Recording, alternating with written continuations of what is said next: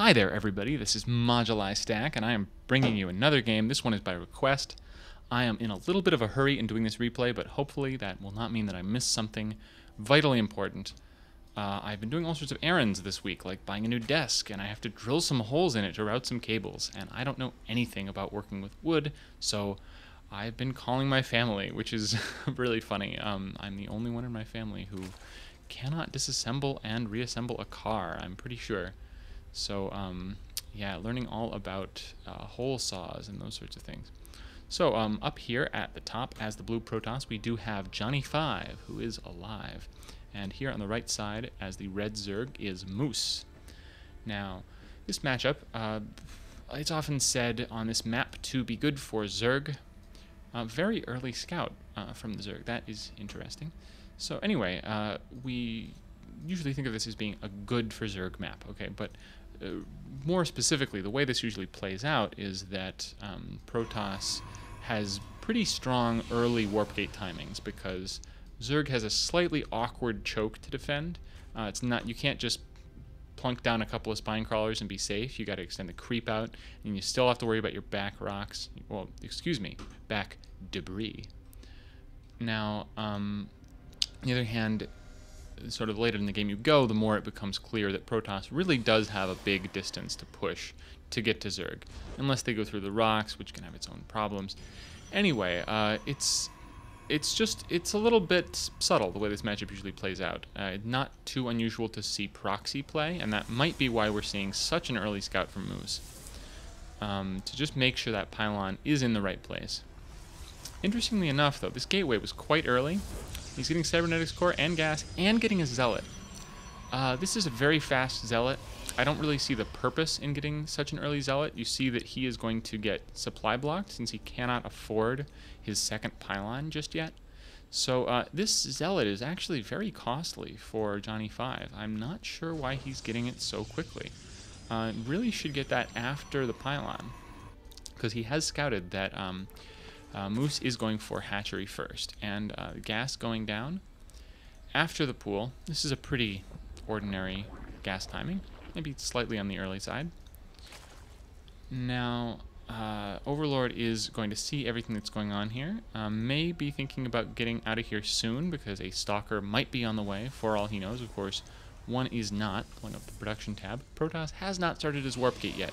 Not sure why. Did go for this second gas. Is not mining from it. There we go. There's the warp gate going down and the chrono boost. So, like all good Protoss, JohnnyFive is going to get that warp gate out as fast as possible, and then we're going to see the next step in his plan. Now, I would expect Zerg to go for Zergling speed with this first 100 gas. That's usually the best way to spend it. But there are other options. There are roach openings.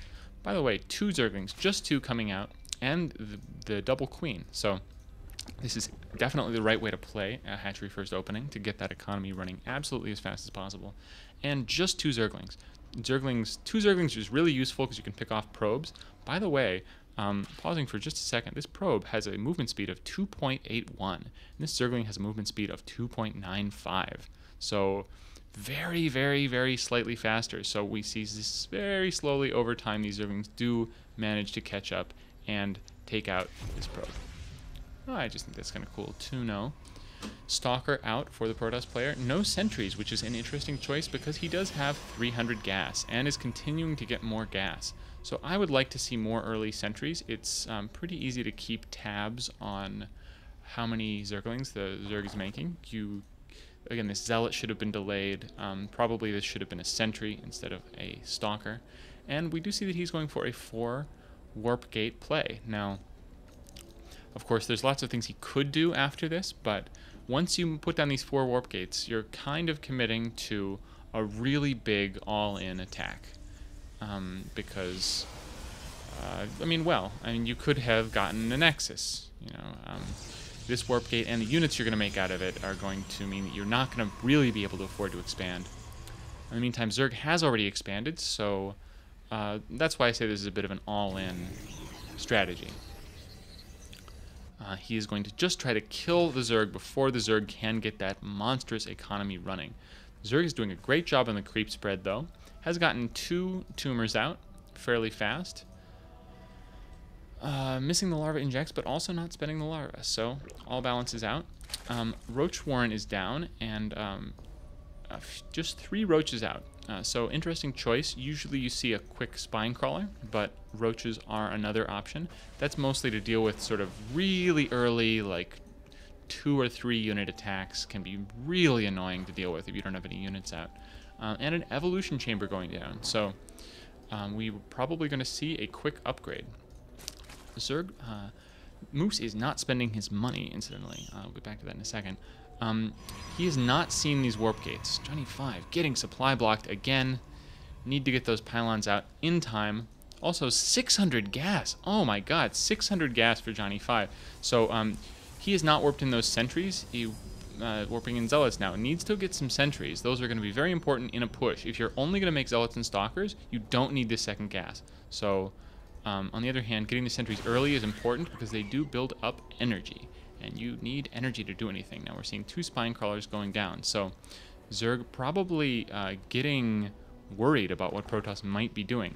Again, he doesn't have really good knowledge, although that Zergling that poked up did see a lot of zealots and stalkers, and that should be a big, big warning sign. If you see a lot of sentries, that could mean an expansion, right? Because those sentries are so mineral cheap and gas heavy that the Protoss needs to be putting his minerals somewhere, so presumably he's going to expand. On the other hand, if you see zealots and stalkers, those are both mineral-heavy units, so you're worried. You're worried that he's going for some kind of zealot stalker all-in, which he is doing, although he did get some very late sentries, which are not going to have enough energy. So we see 2 more spine crawlers going down, and this is a great reaction to this kind of 4-gate play. We see it's 36 harvesters to 28. So even if Zerg cuts all drone production at this point, he's going to be in a good position. Protoss has gotten, well, let's see exactly. Protoss has 28 harvesters, although I guess one of them, yes, is making pylons out in the field. 27 harvesters for the Protoss. Yeah, he could make a few more that would still be worthwhile on this base, but he'll need to expand if he wants to make many more than that. So just needs to hold on at 4 spine crawlers and a bunch of roaches is a great way to do that. On the other hand, I'm a little worried about these debris. Protoss will have an easy time knocking those down, and it's not exactly clear what Zerg is going to do with that. In the meantime, this lair is extremely late. Moose could have afforded this lair much earlier. Has not used this evolution chamber either. So I would like to see a +1 attack upgrade out there. And in fact, let's see. Engagement here gets a little too close. Force field, just one. Couple late force fields going down. Loses a roach and has 2 wounded roaches. And since he does not have burrow, let me emphasize this for a second. Since he does not have burrow, he cannot regenerate these roaches.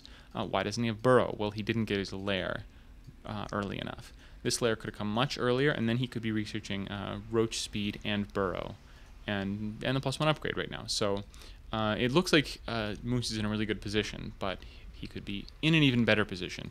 He does have a slightly vulnerable army here, and Protoss has a lot of zealots and stalkers, which are funneling single file through here, although Moose not taking advantage of that.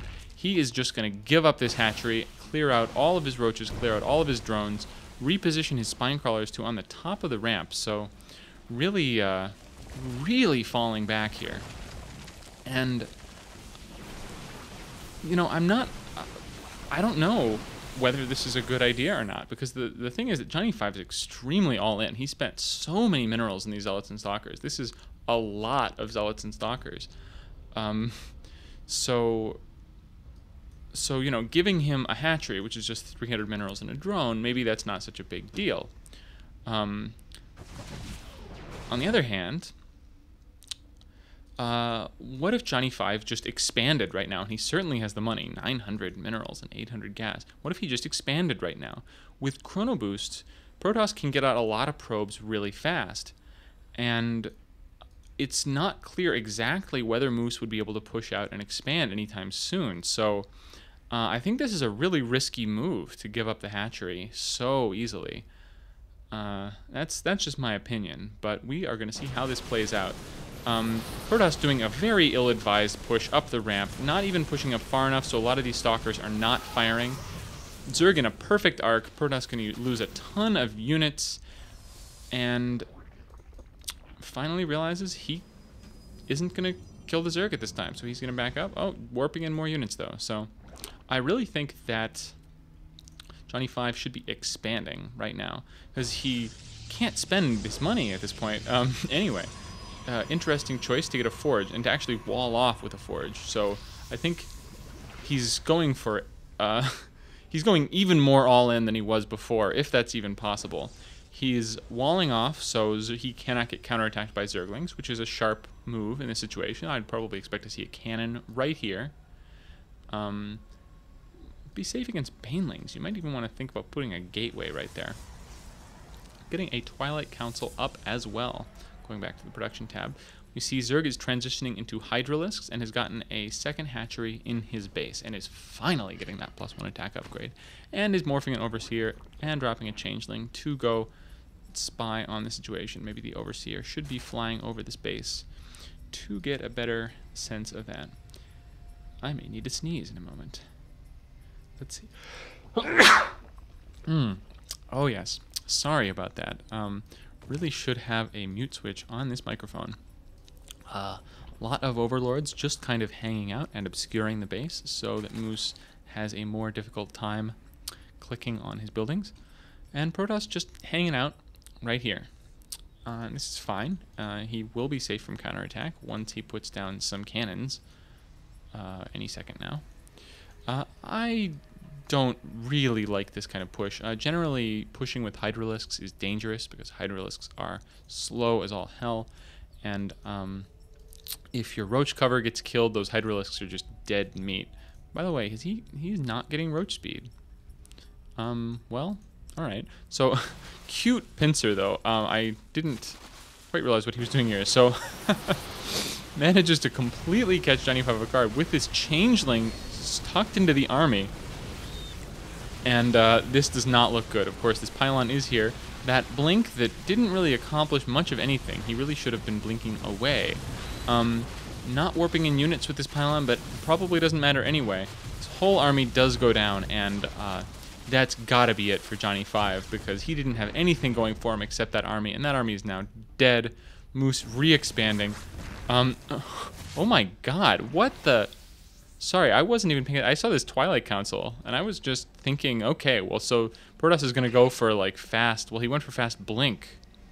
But I didn't even see these Stargates. That's insane. And now he's going for Dark Templar. What is this strategy? What? This is the worst build I have ever seen in my life. I mean, like, just imagine how this sounds on paper. Like, make 4 gateways. Make a forge. Make a Twilight Council, and then make 2 Stargates without expanding. This is completely insane. Anyway, though, regardless of what Protoss does at this point, he is cannoning up, really put on the back foot. These cannons are not going to be done in time, but it wouldn't even matter. I mean, if these cannons finished, I mean, still Zerg could probably kill them, and otherwise just fall back and win. And here's the 3rd base going up, so that's a GG. He lost this game in more ways than I can count. But yeah, nice pincer move here by Moose. If you do have good scouting information, and that Changeling turned out to be very valuable. If you do have good scouting information about your opponent's army's position, you can definitely do some great moves like that that you wouldn't be able to do otherwise. As Protoss, I recommend sending an observer to follow your opponent's army, but Changeling's great way to do that as well. So, cool play here by Moose, and yeah, JohnnyFive really should think about learning about macro. He should consider expanding sometime. He should consider not getting every single tech in the game off of 1 base. Anyway, hope this has been fun for everybody, and I am going to go run off and clean up so that my room is not an embarrassment to those I know and love. So catch you all next time. Leave me some comments if you so desire. And this is modulistack saying bye now.